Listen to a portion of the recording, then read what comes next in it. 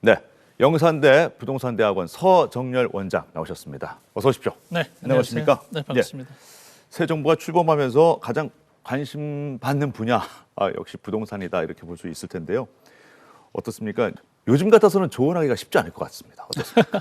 아니요, 오히려 뭐 저는 지금이 더 편합니다. 네, 답변드리기 좀 편한데요. 오히려 제가 질문을 가장 많이 받았던 때가 작년 9월 전후했던 시점에 우리 부산 지역에 계신 분들이 예, 특히 지역에 계신 실수요자분들이 많이 질문을 하셨고요. 예, 그때 제일 많은 질문은 역시 부산 지역 이렇게 가격 오르는데 예. 사야 되느냐 말아야 되느냐였습니다. 네, 그때 제가 말씀드렸던 것이 조금 오르는 건 맞지만 이게 지역은 조금 다를 것 같다. 기다려 보시라는 말씀을 그때부터 사실 드렸는데요. 예, 그러고 나서 12월 지나면서부터는 사실 그런 질문들이 지역에서 나오지 않았습니다. 네, 왜냐하면 이미 우리 부산 지역은 작년 9월 이후로 거래 절벽이라고 할 수 있을 만큼 사실은 관망세 시장이 지속되어 왔고요. 예. 뭐 대선이 있기 전까지 그리고 지금 상황도 역시 우리 지역은 관망세 시장을 지속하고 있다 이렇게 말씀드릴 수밖에 없을 것 같습니다. 그렇습니다.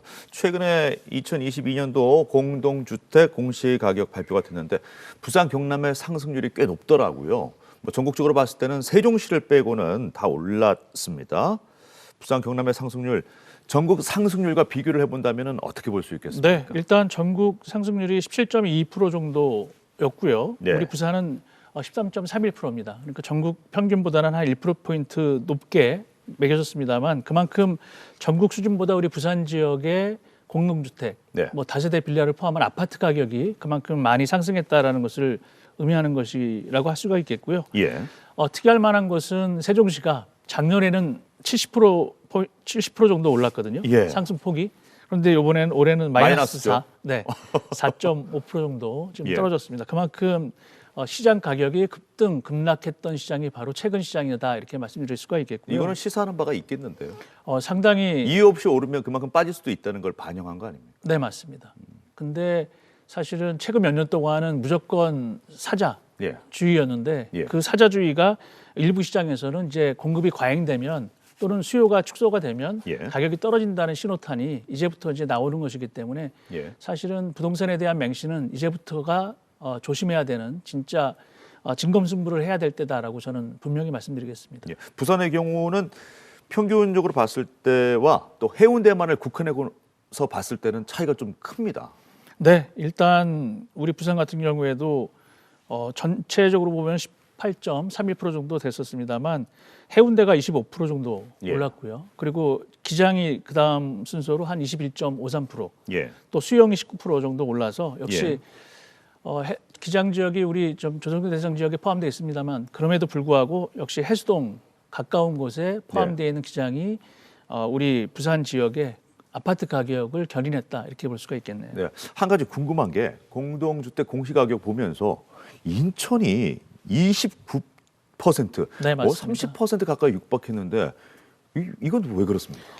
단순히 시청자분들께서 보시기에 네. 공시가격이 많이 올랐다로만 보실 건 사실 아닐 것 같고요. 예. 그 의미를 사실은 우리 부산 지역에 계신 분들은 그 실제적 수치가 올라간 것에 대한 인사이트를 좀 얻으셔야 될 필요가 있는데 예, 왜 그렇다면 인천이 작년 같은 경우에는 13% 정도 상승을 했거든요. 예, 그런데 올해 22년 공동주택 공시가격 발표했을 때는 29%로 월등하게 높았단 말이죠. 예. 이것은 서울 집값이 비싸니까 사실은 인천으로 경기도로 빠진 분들이 만들어낸 풍선효과다. 저는 이렇게 해석을 합니다. 예, 그러니까 결국은 어느 특정 지역의 집값이 너무 비싸면 그것을 수요자가 감당하지 못할 때는 튕겨나갈 수밖에 없는 풍선효과로서 주변 지역까지 이렇게 비대해지는 가격이 예. 오르는 현상이 나타날 수 있다는 점에서 보면 결국은 서울 수도권은 이렇게 커지고 있는데 네. 우리 부산 지역은 지금 물론 공시가격은 높습니다만 예. 향후 어떻게 여하히 변할 거에 대한 인사이트가 분명히 있으셔야 된다. 예.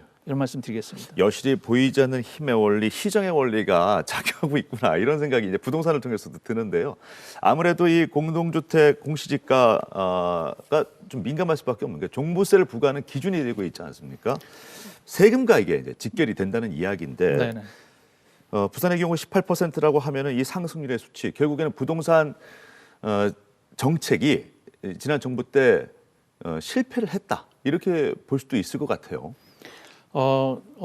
일단의 또 측면에서 볼 때는 주택을 갖고 있는데 내 주택 가격이 올랐다. 예. 그것 때문에 싫어할 분들은 아무도 없으실 것 같아요. 예. 그래서 중요한 건 뭐냐면 내가 만약 팔았을 때는 그게 실현 가능한 소위 자본이득이기 때문에 좋아할 수 있지만 예. 그 집에 계속 거주하면서 내가 내야 되는 재산세라든가 보유세, 우리 부산 지역은 종부세는 상당히 프로테이지가 낮습니다만 예. 여튼 집을 갖고 있어서 세금을 내야 되는데 내가 원치 않는 가격으로 올랐는데 세금을 더 내라고 한다.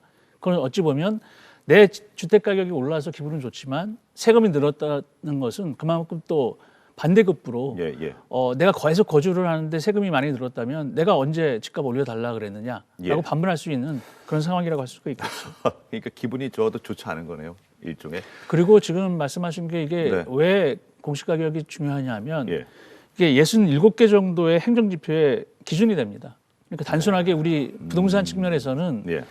종부세 또는 뭐 보유세, 재산세로만 이해할 수 있지만 예. 국가에서 정하는 67가지 행정지표로 활용되기 때문에 예. 공통적으로 공시가격이 올랐다. 예. 단독주택 또는 공시지가가 같이 올랐다. 이것은 그만큼 세금 부담이 국민들한테는 과징된다는 의미에서 사실은 민생과도 직결된다고 볼 수가 있겠죠. 다른 모든 지표니까 반영이 된다는 얘기죠. 네네. 베이스가 된다는 얘기인데. 거기에다가 우리 부산 같은 경우에는 또 예. 65세 이상 인구 비중 네. 높은 상태에서 네. 은퇴를 앞두셨거나 은퇴하신 분들이 많다고 치면 있는 게 집 하나인데 세금이 늘었다.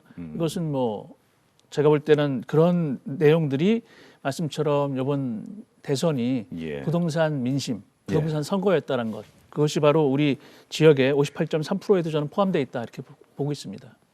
지금 이 부산 경남의 부동산 시장 현재 상황을 좀 앞으로 어떻게 전망해 볼 수 있을까요? 물론 새 정부 기조와도 좀 연결이 돼야 되겠습니다만. 일단 현재 상태를 보려면 예. 가격 변동이 있느냐 없느냐를 먼저 볼 수밖에 없겠죠. 그러니까 전에 같으면 집을 갖고 있으면 무조건 집값이 올랐던 직관의 시대가 아니라 예. 이제는 데이터의 시대고 과학의 시대라고 저는 감히 예. 학교에서 학생들한테 말씀드리는데요. 예. 제가 오늘 오기 전에 데이터를 봤더니 경남 부산 지역의 아파트 매매 가격은 변동폭이 지난주 그러니까 3월 25일 기준으로 볼 때 예. 0.00%포인트입니다. 그러니까 변동이 없습니다. 네. 시장이 지금 관망세로 굳어졌다는 얘기고요.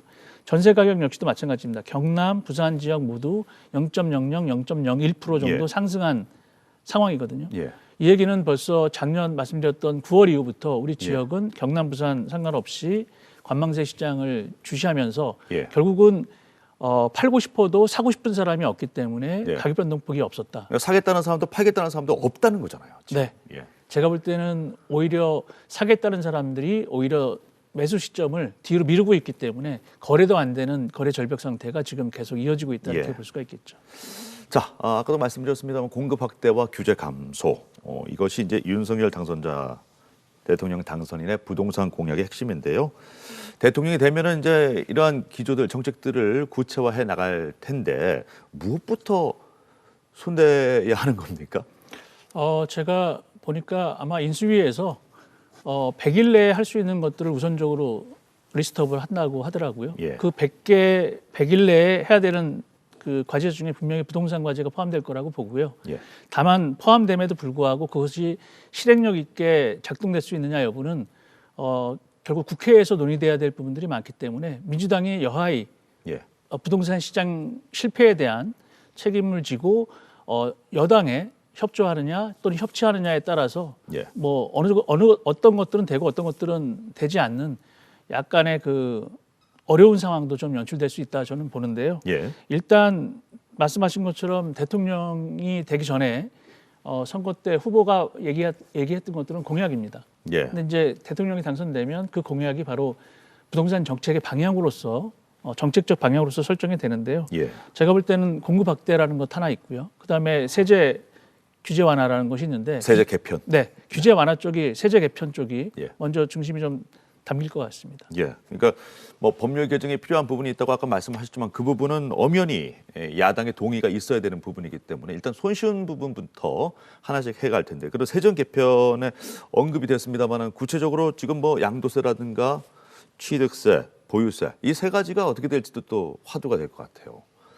어떻게 보십니까? 네, 일단 그 지난 29일이었죠. IMF라고 하는 국제 통화기금에서 한국 정부, 우리 정부와 올해 그 연례 협의 결과 보고서를 발표를 했는데요. 예. 거기에 보면 부동산과 관련된 상당히 의미심장한 언급을 해놨습니다. 무슨 얘기냐면 한국은 부동산 세제 효과를 재검토하고, 그러니까 지금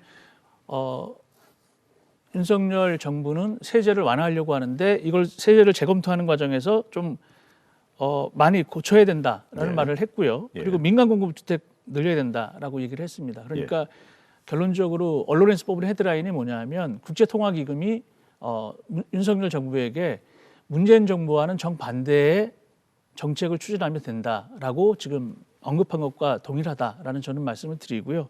그 가운데 세제 관련해서는 이제 말씀하셨던 것처럼 국회를 통해서 어느 정도 개정하는 가능한 것들이 있어야 되겠습니다만 대출과 관련해서는 조금 더 그 국제통화기금에서도 좀 강화해야 된다라는 말씀을 주셨거든요. 그 얘기는 뭐냐면 대출 규제가 너무 완화됐을 경우에 가계부채가 지금 우리나라가 1,800조입니다. 그러니까 그 1,800조 정도의 그 가계부채를 갖고는 주택시장을 활성화시켰을 경우에는 가계부채 부담이 너무 커져서 경기 회복 내지는 국제 경기가 좀 변동성이 상당히 커지고 있는데 불확실성이 큰 상황에서 어려움이 있을 수 있다란 거로 지금 얘기를 했거든요. 그러니까 윤석열 정부도 대출 규제를 좀 풀겠다라고 했는데 이건 속도는 조금 또는 폭은 늦게 갈 것 같기는 합니다. 다만 민간주택 공급 관련돼서는 상당히 구체적으로 250만 호 주택 공급을 얘기를 하고 있었지 않습니까? 그러니까 뭐 물론 지금 당선되지는 않았습니다만 이재명 후보는 311만 호를 공급한다고 했기 때문에 우리 지역 입장에서 볼 때는 250만 호의 실현 가능성도 사실은 조금 그 어려운 측면이 없지 않아 있는데 311만 호가 만약 서울 수도권에 떨어졌다면 우리 지역의 집값은 가격 폭락이 더 빨리 왔을 거다. 상대적으로 빨리 왔을 거다라는 측면에서 그나마 250만 원을 주창했던 윤석열 후보의 공약이 정책으로 추진된다고 하더라도 그 속도라든가 공급 속도라든가 이런 것들은 우리 지역에 조금은 나쁜 영향을 미치지 않는 쪽으로 추진되는 것이 바람직하다. 저는 이렇게 생각을 합니다. 그 대출 규제 완화라는 부분도 지금 금리 인상 추세다 보니까 이와 관련해 가지고 대출 규제 완화를 하더라도 그 효과가 좀 덜해질 수 있지 않겠나 이런 예상도 하던데요. 어떻게 보십니까 이 부분? 상당히 저도 중요한 꼭지다라고 생각을 합니다. 왜냐하면 지금 우리나라 대출 금리가 높아질 수밖에 없는 것이 미 연준에서도 지금 계속 기준금리를 올리고 있지 않습니까? 그런 상황에서 우리가 양적 완화를 축소하고 있는 상황에서 그 얘기는 바꿔 말하면 금리를 올리겠다는 것인데 우리 한국은행도 미국 금리가 올라가는데 그냥 현상을 유지할 수는 없을 거라고 저는 보고요. 이랬을 때 만약 대출 규제가 되고 대출 규제 완화가 되고 예를 들어서 주택 시장이 가격이 오르는 시장으로 간다. 그러면 조금의 그 우리 경제적인 여건 자체가 조금 어려워질 수도 있는 상황. 그래서 아마 윤석열 표 주택 정책을 구사한다고 하더라도 그 속도라든가 대상 지역들은 조금은 고려해서 할 것으로 보여집니다. 왜 어차피 그런 얘기 있지 않습니까? 똘똘한 한 채 얘기 참 많이 나왔잖아요 한때. 똘똘한 한 채. 결국 종부세에 민감하게 되면서 똘똘한 한 채를 부러워하고 또 반어적인 표현으로 쓰기도 했는데 세 부담이 좀 완화가 되면은 다주택자들도 좀 늘어나고 아무래도 이런 똘똘한 한 채 현상 좀 사라질까요? 저는 금방 사라질 것 같지는 않습니다. 왜냐하면 우리 소비자 입장에서도 보면 우리 부산도 마찬가지입니다. 지금 서울의 똘똘한 한 채라고 얘기하지만 우리 부산 지역에도 이게 원해서 그렇게 된 것은 아닌데 부산 지역에서도 해수동 그러면서 똘똘한 한 채에 대한 선택과 집중이 더 지역적으로 커졌거든요.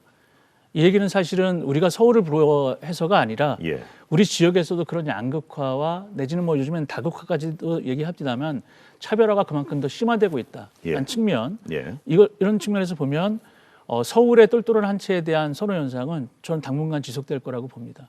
왜냐하면 상식적으로 생각해도 올라도 너무 올랐지만 그 오른 가격이 떨어지지 않는다면 자본이라고 하는 것은 결국은 높은 곳에서 낮은 곳으로 내려와야 되는데 또 가격 자본이득이 큰 쪽으로 향할 수밖에 없어서 저는 서울의 똘똘한 한 채에 대한 선호 현상 또 지역에 대한 똘똘한 한 채에 대한 선호 현상은 지속될 거라고 보고요. 다만 그것이 우리 지역에서 볼 때는 저는 두 가지 경우가 있을 거라고 봅니다.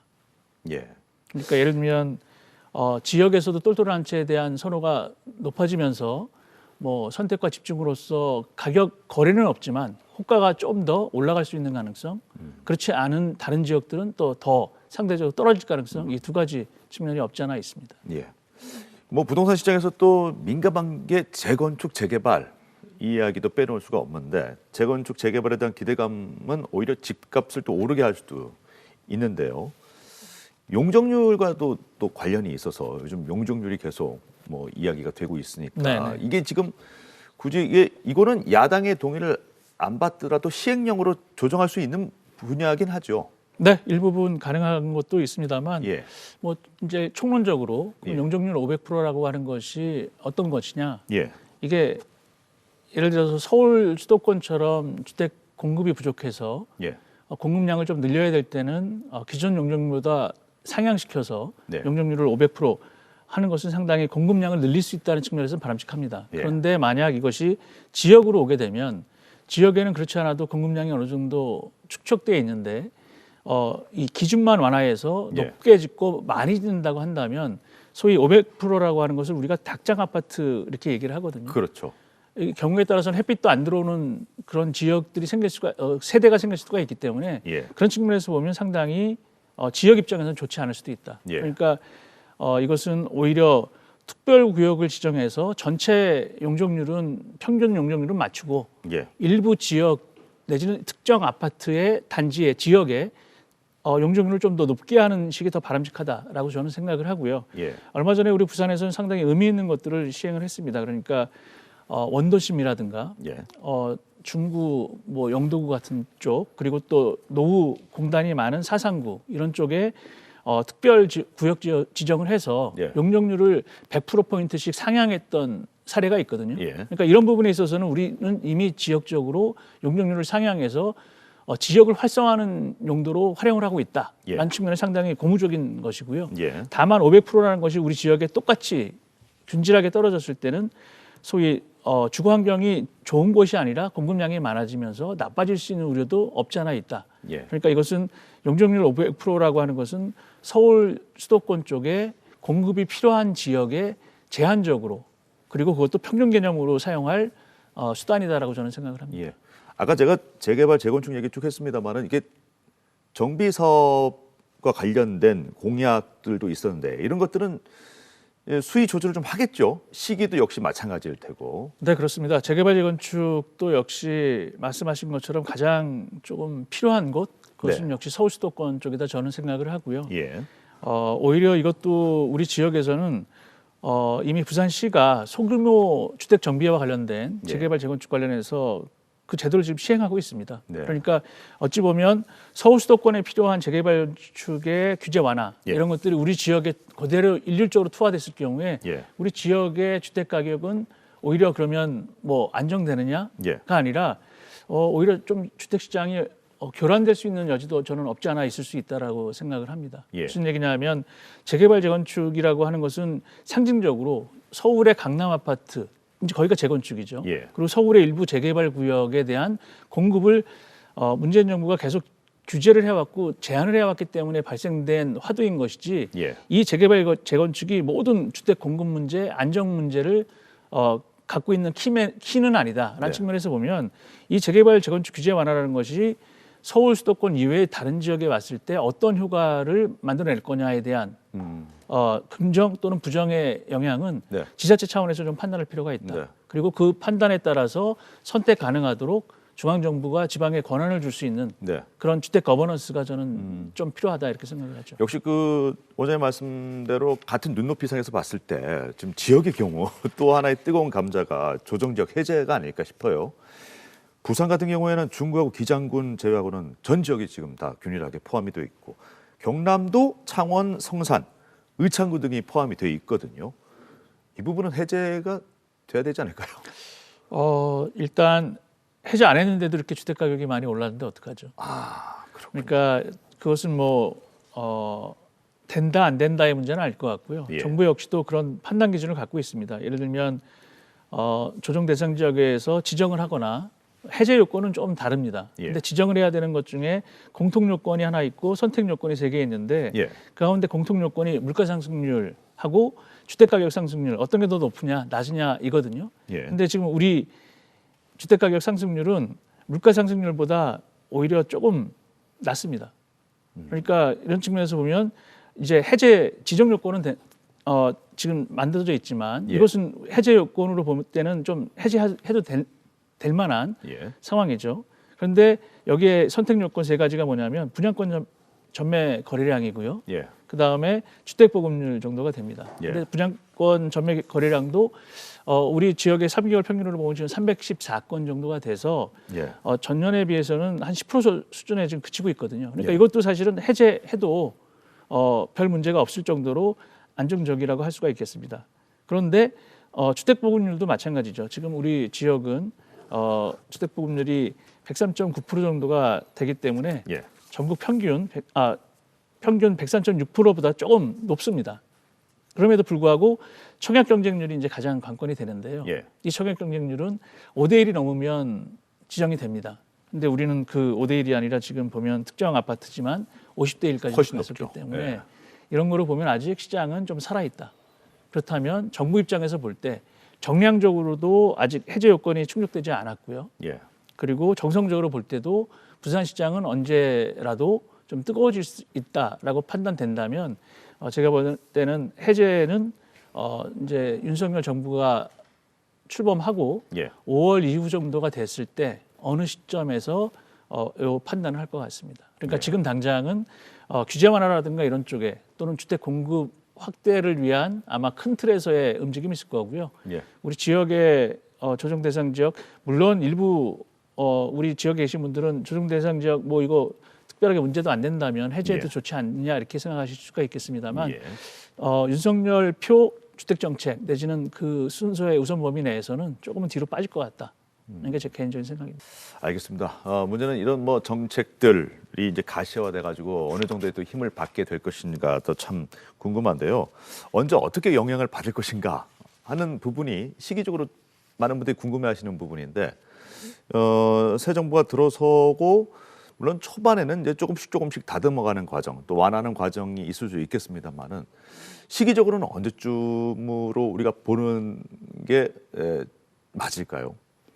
제가 볼 때는 시기는 우리 지역 입장에서 볼 때는 중요할 것 같지가 않습니다. 오히려 우리 지역에서 중요하게 판단하셔야 되는 그거는 뭐냐면 이 모두에도 말씀하셨던 것처럼 윤석열 정부를 당선시킨 뽑아준 민심은 바로 부동산 민심이었다라고 저는 생각을 하고요. 예. 그 부동산 민심에 윤석열 정부가 어떻게 여하이 적절하게 답변을 내놓느냐. 예. 그 시점이 제가 볼 때는 서울 수도권 또는 우리 지역 상관없이 주택 가격이 변동될 수 있는 모멘텀이라고 될 거라고 저는 믿어 의심치 않습니다. 그러니까 우리 지역에 계신 분들 실수요자 입장에서는 제가 볼 때는 아직 우리 지역의 공급량이 또 그 입주 예정 물량이 좀 있기 때문에 당분간 급박하게 오를 가능성은 없다. 그렇다면 예. 실수요자 입장에서는 조금 윤석열 정부의 출범을 기다려 보시고 네. 주택 부동산과 관련된 명확한 정책 방향을 제시한 이후에 지역 시장을 보시고 결정하셔도 늦지 않다. 저는 이렇게 생각을 합니다. 알겠습니다. 뭐 부동산에 대한 판단은 물론 개인이 해야 되겠습니다만은 오늘 전문가로서 부동산 실수요자들에게 주는 조언과 팁 여러분 잊지 마시기 바랍니다. 자, 오늘도 좋은 말씀 해주셔서 감사하고요. 앞으로 종종 또 뵙겠습니다. 네, 고맙습니다. 감사합니다. 네, 파워토크 오늘 순서 마치겠습니다. 저희는 다음 시간에 인사드리겠습니다. 고맙습니다.